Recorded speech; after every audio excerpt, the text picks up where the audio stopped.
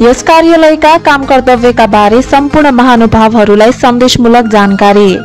पशुपन्छी तथा मत्स्य क्षेत्रको दिगो विकास मार्फत खाद्य सम्प्रभुता, आत्मनिर्भरता र समृद्ध प्रदेश निर्माणमा योगदान पुर्याउने, मत्स्य तथा पशुपालन व्यवसायलाई व्यवसायीकरण गर्दै आय आर्जनको भरपर्दो स्रोतको रूपमा विकसित गरी गरिबी न्यूनीकरण तथा खाद्य पोषण सुरक्षामा प्रत्यक्ष योगदान पुर्याउनु यस कार्यालयको प्रमुख उद्देश्य हो।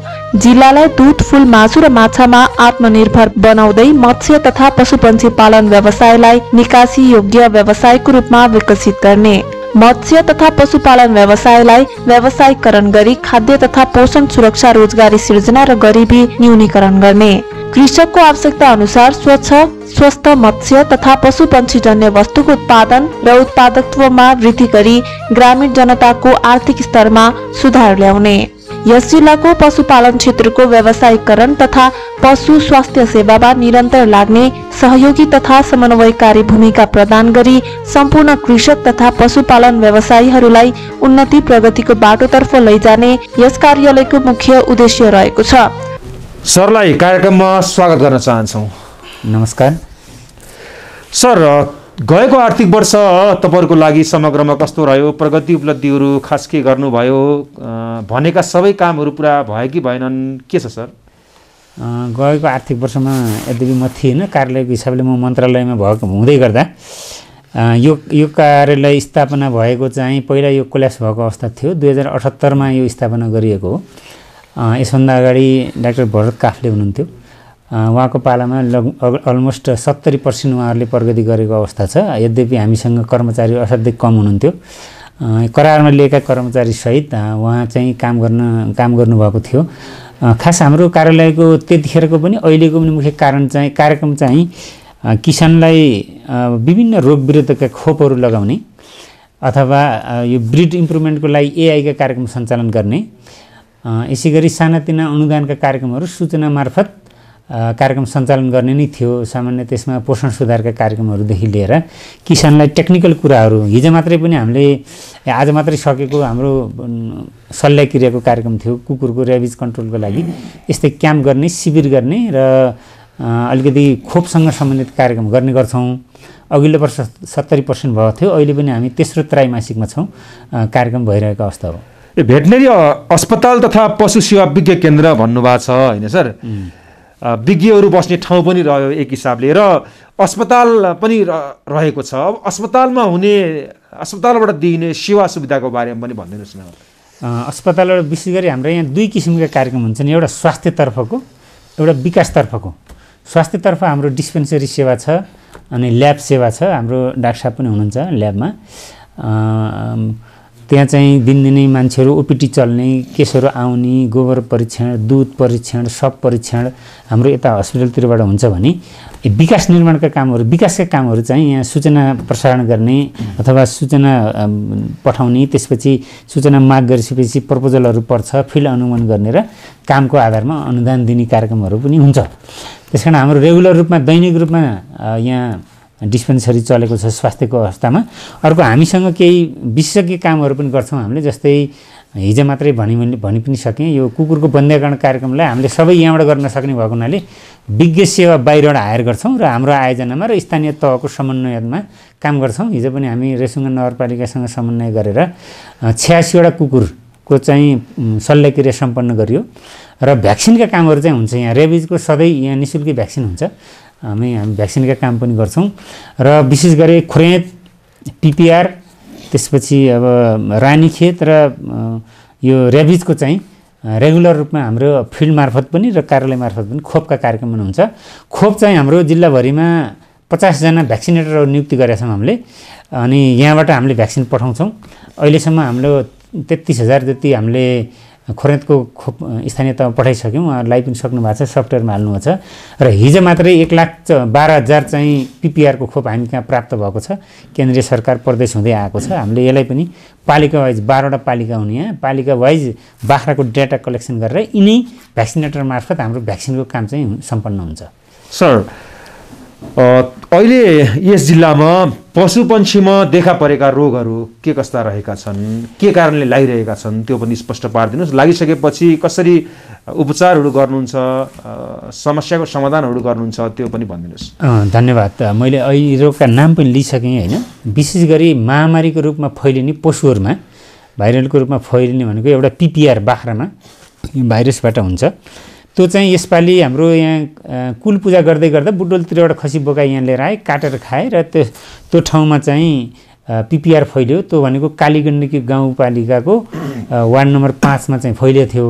हामी यहाँको प्राविधिक टोली गएर अनि त्यो जहाँ रोग फैलिएको एरियालाई ब्यान्ड गरेर त्यहाँका पशुहरू पनि बाहिर लान नदिने र बाहिरका पशु पनि त्यहाँ ल्याउन नदिने र त्यो वरिपरि चाहिँ खोप लगाएर अरू पशुहरूलाई सुरक्षित गरियो र त्यहाँ 14वटाले लगाएको थियो, 9वटा मरे र अरू 5वटालाई हामीले बचाउन सफल भयो एउटा रोग। अर्को चाहिँ खोरेत रोग चाहिँ यो गुल्मी दरबार गाउँपालिकाको आउटब्रेक भएको थियो। त्यो पनि यो खोरेत र पिपिआर चाहिँ अलि महामारीकै रोग हुन्, भाइरसबाट सर्ने। त्यो पनि कुलाइनको बेलामै तराईतिरबाट एउटा पाठो अथवा भेडा के ल्याएर काट्नु भएको थियो। त्यसको 14 दिनपछि त्यहाँ आउटब्रेक भयो।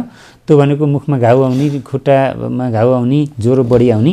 त्यहाँ पनि लगभग हामीले 193वटा पशुहरूलाई गाई भैँसी भेडा बाख्रालाई लगाएको थियो अनि यसको मृत्युदर अलिक कम हुन्छ। जम्मा एउटा 2टा भैँसी र 2टा बाख्रा मात्रै मरे। त्यहाँ पनि हामीले त्यहीँ लगाएको पशुहरूलाई हाम्रो टिम गएर त्यहाँ औषधि उपचार गऱ्यो स्थानीय तहको समन्वयमा र बाहिर चाहिँ खोप लगाएर त्यो पनि रोग त्यहीँ कन्ट्रोल गरिसकेको अवस्था हो। अहिले त्यस्तो ठुलो रोगको आवश्यक छैन। र अर्को रेबिज चाहिँ यही रेसुङ्गामा रेबिज देखिएको थियो, हामीले स्याम्पल पनि पठाइयो अनि त्यो जुन रेबिज लाग्थ्यो त्यो कुकुर मर्यो। अरूलाई चाहिँ हामीले खोप लगाएर कन्ट्रोल गर्न सफल भएका छौँ। सर, तपाईँहरूले अनुदान पनि दिनुहुन्छ। यो अनुदान दिँदा केही प्रक्रियाहरू त पक्कै पनि होइन मिट गर्नुपर्छ होला किसानले। कसरी वितरण गरिन्छ अनुदान, त्यो पनि स्पष्ट पारिदिनुहोस् न। अनुदानका कार्यक्रम हाम्रो यो वर्ष त लगभग छैन पनि होइन। हामीले अलिकति ब्रिडमा मात्रै काम गर्न खोजेका छौँ। अलिकति बिचमा चाहिँ अनुदानका कार्यक्रमहरू घटाएको राज्य पक्षले? वास्तवमा यस्तो छ, अब अनुदान सबैलाई दिन पनि नसकिने। अर्को यो फर्म हेरेर अनुदान दिँदै गर्दा स्थानीय तहमा दर्ता भएका फर्म हामीसँग अहिले तपाईँलाई मैले किताब दिएछु लगभग 1000 फर्महरू छन्। अब उहाँहरूले छनौट गर्न पनि गाह्रो अनि हाम्रो बजेटले पनि कम पुग्ने होइन। त्यस कारण इन्डिभिजुअल फर्मलाई हामीले अलिकति अनुदानको प्रक्रिया मन्त्रालयदेखि नै सम्पूर्ण कार्यालयमा कमै छ। तर अहिले सानातिना कामहरू समूह मार्फत गरिन्छ। जस्तै हामीले पोषण सुधारको लागि ग्रामीण कुखुरा कार्यक्रम भन्ने एकदम न्यून वर्गमा पुर्याउने, त्यसमा एउटा किसानलाई 50वटा जति कुखुरा दिने, अलिअलि खोरमा सपोर्ट गरिदिने, औषधि उपचार दिएर त्यस्ता कार्यक्रमहरू हामीले 4 ठाउँ गरिसकेका छौँ। त्यो अब हामीले वितरण पनि गरिसक्यौँ। 6 हप्ता हुर्केका चल्लाहरू दिन्छौँ। हाम्रो नेपालगञ्जमा उत्पादन भएका चल्ला ल्याएर वितरण गर्ने छ एउटा। त्यो पनि हाम्रो अनुदानकै कार्यक्रम हो। त्यो विपन्न महिलाका समूहहरूलाई एउटा समूहमा 25 जना सहित 100 जना कृषकहरूलाई हामीले यो वर्ष त्यो कार्यक्रम गरेका छौँ। र एउटा चाहिँ अब अलिकति ब्रिड चाहिँ जोगाउनुपर्छ भन्ने उद्देश्यले हाम्रो परम्परागत तरिकाले पालिएका खरी बाख्राहरू लोप हुँदै गएको अवस्थामा एउटा चाहिँ खरीको चाहिँ स्रोत केन्द्र बनाउँ भनेर छत्रकोट गाउँपालिकाको एउटा समूह छनौट भएको छ। हामीले सूचना गरेका थियौँ। त्यसलाई पनि त्यसमा पनि 25 जना कृषकहरूलाई समेटेर प्योर खालको अथवा शुद्ध खालको खरीको बोकाहरू ल्याएर दिने, लोकल बाख्रामा क्रस गराएर खरिदको स्रोत केन्द्र बनाउने भन्ने कार्यक्रम हाम्रो थियो। त्यो सम्झौता भइसकेको अवस्था छ। अर्को चाहिँ हाम्रो बालीवस्तु विशेष भनेको केही दुध उत्पादन र मासु उत्पादनका कार्यक्रमहरू पनि एगुन्टा गर्नुपर्ने थियो। त्यो पनि समूहगत रूपमा छनौट गरेर दुध उत्पादनको हामीले सत्यवती गाउँपालिकामा सम्झौता गरेका छौँ भने, अनि यो बाख्रालाई चाहिँ मासु उत्पादनको लागि चाहिँ छत्रकोट गाउँपालिकामै वार्ड नम्बर 5 मा हामीले सम्झौता गरिसकेको अवस्था हो। अरू धेरै अनुदानको कार्यक्रम हामीसँग छैनन् सर। र अर्को कुरा चाहिँ हामीले यो ब्रिडको काम चाहिँ जिल्लाभरिलाई चाहिने हाम्रा लगभग 30 जना जति इन्सिमिनेटरहरू हुनुहुन्छ। हाम्रो एनएलबिओ पोखराबाट पशु प्रजनन कार्यालयबाट हामीले सिमेन यहाँ ल्याउँछौँ। स्थानीय तहमा कार्यरत हाम्रा इन्सिमिनेटर अथवा एआई कर्ताहरूलाई यहाँबाट निःशुल्क रूपमा दिन्छौँ यो बिउ। उहाँहरूले चाहिँ कृत्रिम गर्भाधान गरेर हामीलाई रिपोर्ट ल्याउनुहुन्छ। हाम्रो मुख्य काम चाहिँ ब्रिड नष्ट सुधार नै हो। त्यो काम गरिरहेको अवस्था हो। सर, स्वास्थ्य बिमा हामीले गर्छौँ होइन, मानवले। हजुर, पशुपन्छीमा पनि बिमा लागू गर्न सकिन्छ हजुरलाई थाहा छ होइन। हाम्रो जिल्लामा यो बिमा कार्यक्रम कतिको प्रभावकारी ढङ्गले अगाडि बढेको छ? यहाँले सही कुरा गर्नुभयो। हामीले चाहिँ जुन समूहमा हाम्रो अनुदानसँग जोडिएका कार्यक्रममा त कम्पलसरी बिमा भनेका छौँ। यदि पशुको सङ्ख्या अनुसार बिमा गर्नुहुन्न भने हामीले केही पर्सेन्ट थोरै अनुदान दिने कार्यक्रम पनि हामीले दिँदैनौँ। यसको अर्थ के हो भने पशुहरूको क्षति न्यूनीकरण गर्ने यहाँले कुरा उठाइहाल्नु हो। सबभन्दा ठुलो भनेको बिमा हो। बिमालाई चाहिँ हाम्रो गुल्मी जिल्लामा 6वटा बिमा कम्पनीहरू छन् र एउटा चाहिँ लिडर बिमा हुन्छ र उसको नेतृत्वमा अथवा उसलाई समन्वय गरेर अरू बिमा पनि गर्ने अवस्था छ। अर्को मैले यो किताबमा निकाल्न खोजेको थिएँ तर सबै बिमाको रेकर्ड आउन सकेन। यो वर्ष चाहिँ हामी कुन पालिकामा कुन बिमा कम्पनीहरूले काम गरे र बिमाको प्रोत्साहनलाई चाहिँ क्षति न्यूनीकरण गर्ने कार्यक्रमहरू चाहिँ यो चाहिँ यहाँले सुधा कुरा भनिसक्नुभयो। बिमा भनेको किसानको घर दैलोमा जाने सबभन्दा ठुलो अनुदान हो। किसानले बुझ्नु भएको अवस्था छैन। केन्द्र सरकारले नै प्रिमियममा 80% अनुदान अलरेडी दिएको अवस्था छ। त्यसकारण यो हामीले बुझाउन सकेको अवस्था पनि छैन। अहिले प्रदेशमा प्रादेशिक बिमा प्राधिकरणको कार्यालय पनि बसिसकेको अवस्थामा मैले त्यहाँको कार्यालय प्रमुखलाई बोलाएर यहाँ 3-4वटा पालिकामा चाहिँ यो बिमाको अभिमुखीकरण पनि बढाइसकेको अवस्था छ र यद्यपि टोटल डेटा चाहिँ मसँग आइसकेको अवस्था छैन। यो वर्ष चाहिँ हामीले बिमाको चाहिँ सङ्ख्या बढाउने लक्ष्य कार्यक्रममा चाहिँ छौँ। सर, तपाईँहरूले पनि पशुपन्छीतिर काम गर्नुहुन्छ होइन? त्यसै गरेर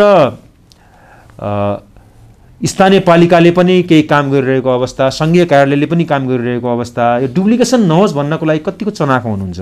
यहाँले एकदम राम्रो कुरा सोध्नुभयो। यो सङ्घीयतापछि एउटै प्रकृतिको कार्यक्रमहरू जाने र कहीँ डुप्लिकेसन पनि हुने अवस्थामा छ। अनुदानको लागि त डुप्लिकेसन हुन सक्दैन, किनभने हामीले अनुदानलाई चाहिँ स्थानीय तहको सिफारिस बिना अनुदान दिँदैनौँ होइन।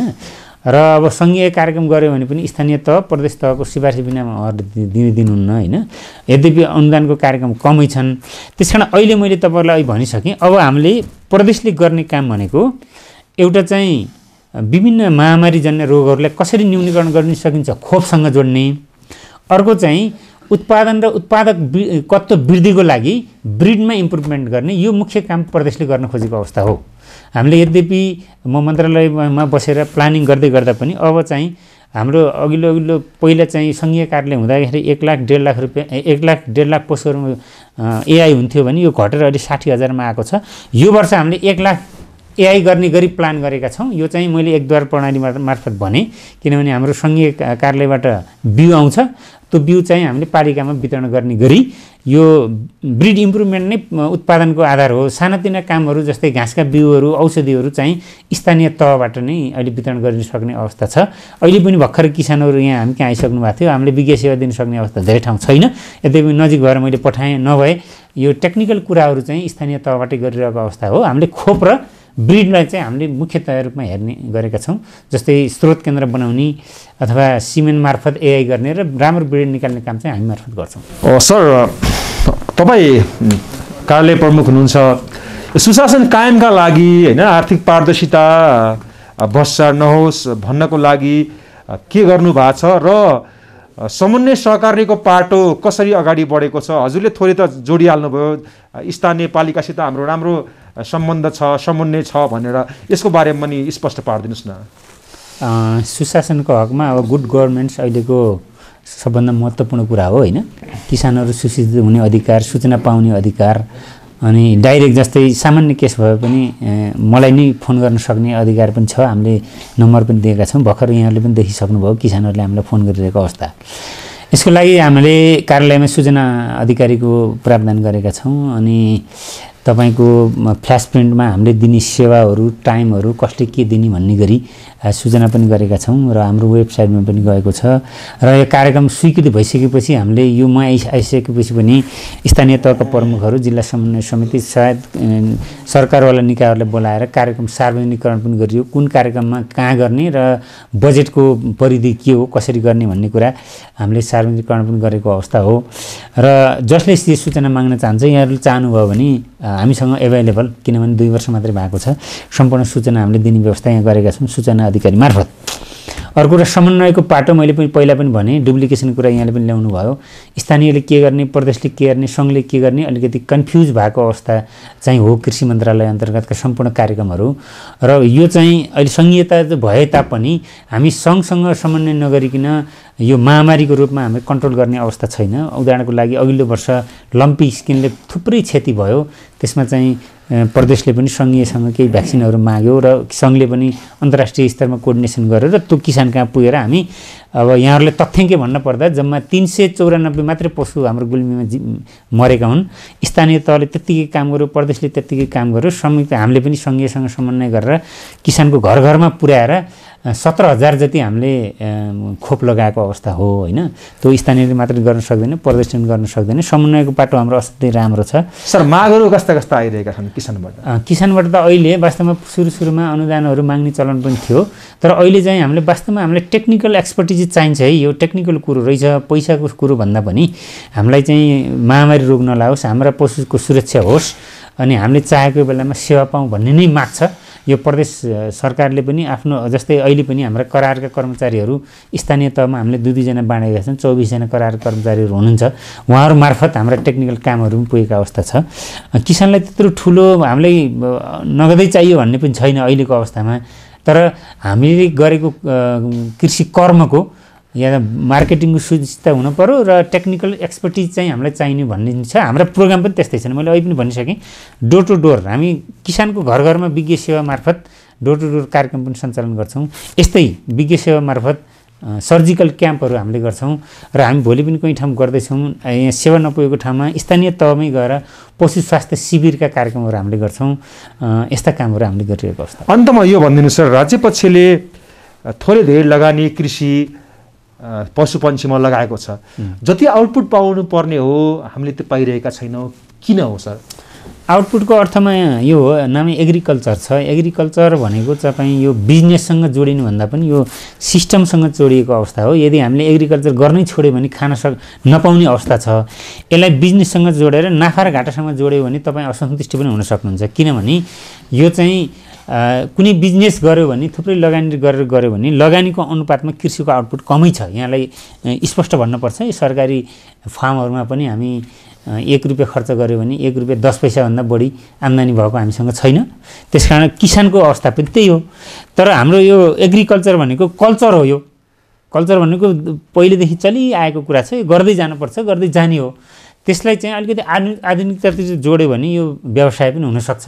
त्यस कारण ठुल्ठुलो फार्महरू सञ्चालन गर्ने हाम्रो भूगोलले पनि दिँदैन, यातायातले पनि दिँदैन। कृषकहरू अलिकति नैराश्यता भनेको जस्तै विदेश अहिले मैले हेर्दै गरेको यो गुल्मी जिल्लाको तथ्याङ्क अनुसार विदेशबाट आउनुभयो, केही लगानी गर्नुभयो, ठुलो फार्म खोल्नुभयो, भौतिक पूर्वाधारमा धेरै लगानी गर्नुभयो, तर त्यसबाट आम्दानी अलिक कम आयो। जस्तै 20 लाख लगानी गर्नुहुन्छ भने 20 लाख खसी बोका बेचेर तरकारी बेचेर 20 लाख जम्मा गर्न गाह्रै छ हैन। त्यसकारण यो अलिकति निर्वाहमुखीलाई सबै किसानहरूलाई समेट्ने गरी अलिकति high profile high technical knowledge प्रयोग गरेर नाफामूलक गराउँदै गयो भने यो सफल छ। यो ठुलो प्लानिङ गरेर म यसै पनि डिपेन्डेन्ट हुन्छु भन्ने भने हाम्रो जस्तो मुलुकमा यो बिजनेस फस्टाउन चाहिँ गाह्रै छ। अलिकति किसानहरूले यहाँले भने जस्तो लगानीको अनुपातमा आम्दानी चाहिँ नभएको अवस्था हो र सरकारले चाहिँ कमसेकम बिमासँग कुरा यहाँले जोड्नुभयो, राम्रो ब्रिडसँग कुरा जोड्नुभयो, राम्रो मार्केटसँग जोड्नुभयो भने किसानहरूलाई अड्याउन चाहिँ सकिन्छ। तर धेरै नाफा गरेर यसबाट कायपलट गर्न सक्ने अवस्था कमी छ। समय र जानकारी दिनुभयो, धन्यवाद।